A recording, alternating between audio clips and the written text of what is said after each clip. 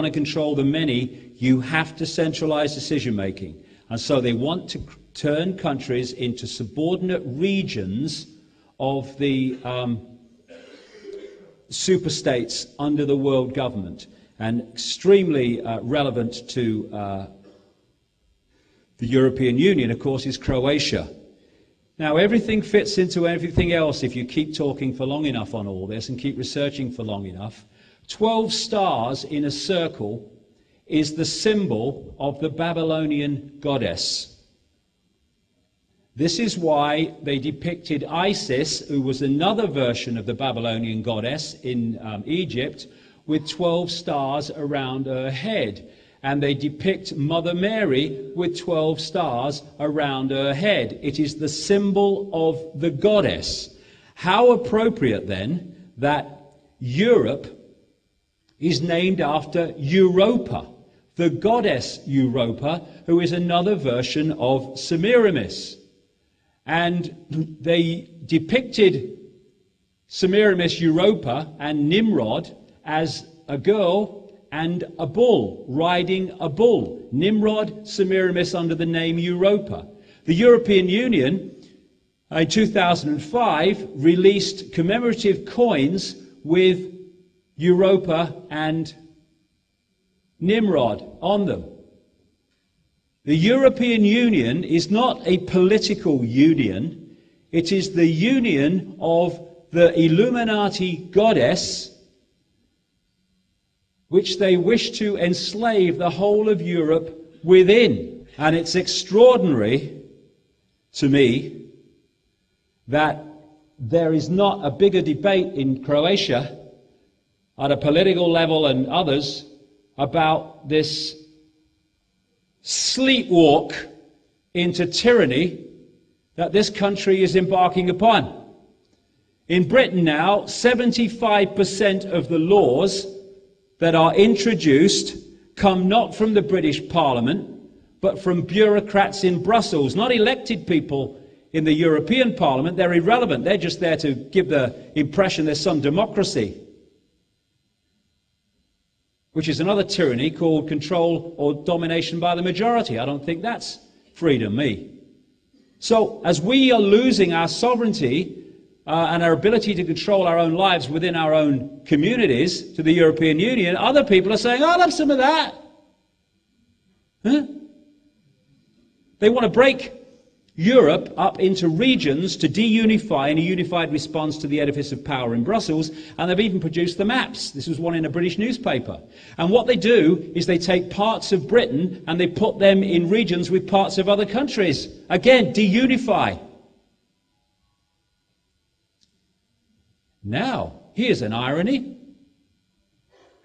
The organization that orchestrated, in my books I go into this in great detail, the organization that orchestrated the creation of the European Union was an organization called the Pan-Europa Movement, the Pan-Europa Goddess Movement, headed by, stands back in irony, the Habsburg dynasty, symbolism in the middle.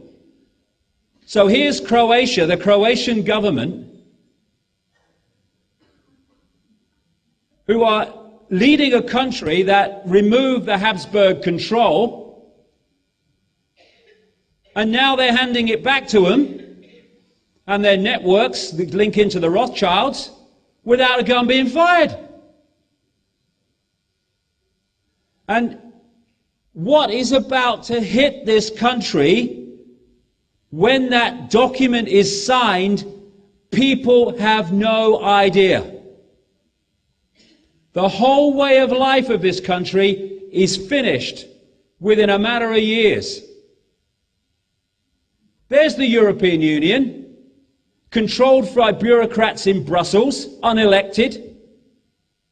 500 million people. And there's Croatia. Do you think it will have a say?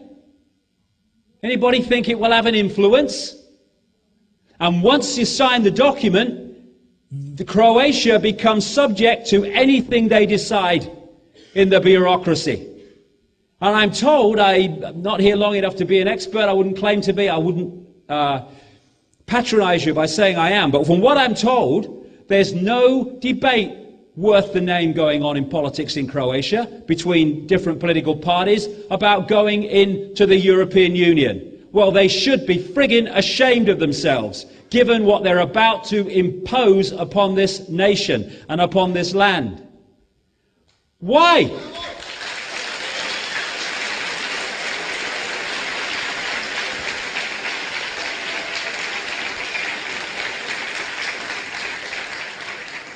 Question I had last time I was here. Croatia's not in the European Union yet. What's the European Union flag flying on government buildings for? Because it's a done deal. To these people, you and the rest of the Croatian nation does not matter. You're just cattle. Just pawns in the game. Have a referendum and let them choose. Are you joking? They might say no. Now we talk about tanks and armies gathering on the border about to invade a country. Well, that's happening to Croatia now, except they're not tanks. They are piles and piles, mountains and mountains of legislation, sub-clauses, triplicates, fine detail dictating how everyone lives their lives, what they can do and what they can't do, what the government can do and can't do. Because any law, once you're in, passed by the Croatian parliament that is at odds with a law decided by bureaucrats in Brussels, then the law passed by the Croatian parliament becomes invalid. See, Britain went into the European community, now the European Union, thanks to that guy Ted Heath I mentioned earlier, signed us in as Prime Minister. And I've watched the totalitarian tiptoe of more and more centralization, more and more legislation, more and more sub-clauses and regulations and rules, building up and building up and building up, year after year, month after month, decade after decade. And we kind of seen it happen right up to the present day. It's not been nice, but at least, you know, you've seen it happen. All of that is now piled up on the Croatian border. And all of that becomes the law that Croatian people must abide by, and governments, companies, individuals, the moment those documents are signed. Tidal wave. That's what it is. A tidal wave of legislation, of do's, don'ts, can'ts, musts, are about to devastate the freedom of this country to make its own choices. And no bloody debate. They're doing the same in America. They're very, very close to introducing the North American Union. Well, they'll bring Mexico, United States, and Canada under one government and with one currency. Working title, least working title, is called the Amero, to replace the dollar, the Canadian dollar, and the peso. That would never happen unless there was economic catastrophe in America. Oh, there's economic catastrophe in America. And during the Nixon administration, they produced a planned regionalization of the United States, just as they've done in Europe. And so as this moves on, we have now a name for it, globalization, which is the centralization of every area of our lives. It is the agenda I've been talking about for nearly 20 years, now appearing before our eyes. And what we see with the protests and the left, and good luck to them with the protests and all that stuff, they protest against globalization, but they're missing such a point. Oh, please. This is not about big bad corporations being greedy. It is on one level, but the corporations are not the originators of globalization. They are the vehicles for it. And if all these different protest groups, protesting against war, protesting against unfair trade, protesting against globalization, would just realize they're all protesting against the same core force that's responsible for all of them. If we realize that, we might have just some chance of coming together. Because it's funny, not funny, aha, funny, oh my God, that left in politics are some of the most resistant to accepting that there is a global conspiracy. And one of the reasons for that is it means their whole worldview has to change. Because it's not us and them anymore. It's that group which control both us and them. They don't want to move that. They want to hold on to the old paradigm of us against them, right against wrong, right against left, good against bad. Political correctness is part of it. This is a politically correct sign. I love this. Caution, this sign has sharp edges.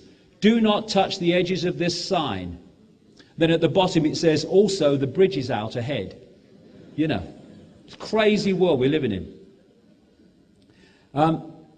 So, programming the body computer. I'm going to go quickly through this because we need a break.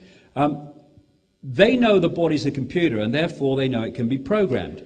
The microchip, which I've been talking about and writing about for years, is now slowly but surely being introduced. We need to not accept that big time. Because, as I said in the first part of this presentation, they can have human-computer interface communication because they're connecting to computers. Well, a microchip can affect a computer system, a biological computer system. Microchips are not just for electronic tagging, though that's part of it, so the computer knows where you are all the time. Once you get a microchip inside you, they can start to manipulate you externally, mentally, physically, and emotionally. Because they are affecting the body computer systems. Therefore, they're affecting it electrochemically and physically. And they're much smaller than this now. And like I say, this is what they want, barcoded people. It's all hypnotism to put us in the vibrational prison. Computer access. Well, the human form at one level is an electrochemical organism. To be optimum physically, mentally, and in terms of receiver transmission, connection, it needs to be in some sort of electrical chemical balance. If you destabilize that electrical chemical balance, you make it much less effective as a thinking, emotional, feeling receiver transmitter. And this is what shite food has done. You know, people say, oh, the American culture's everywhere. It's not. America is a mind control laboratory set up for that purpose. They try first in America what is most effective on suppressing the population mentally, physically, and emotionally. When it works, they export it to the rest of the world, and at that point we say American culture's everywhere. It's not.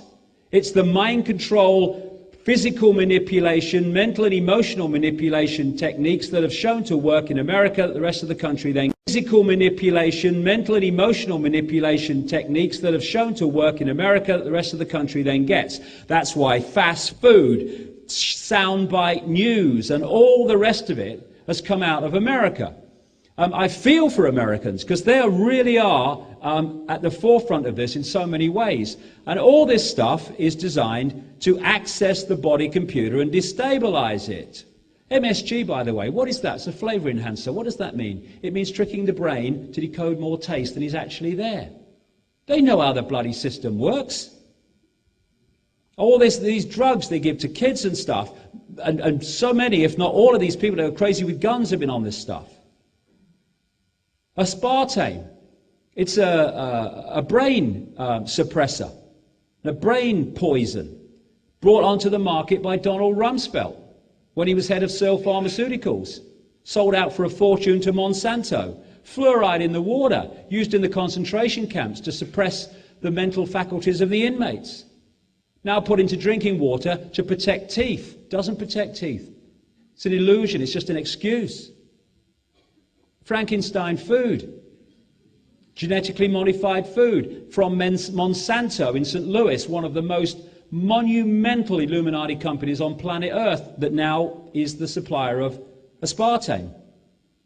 And the genetically modified food is designed to genetically modify us because DNA affects DNA. You are what you eat. And if we continue to eat what they're giving us, then, my God, what we are going to be beggars belief. Vaccines. I know what it's like in Croatia.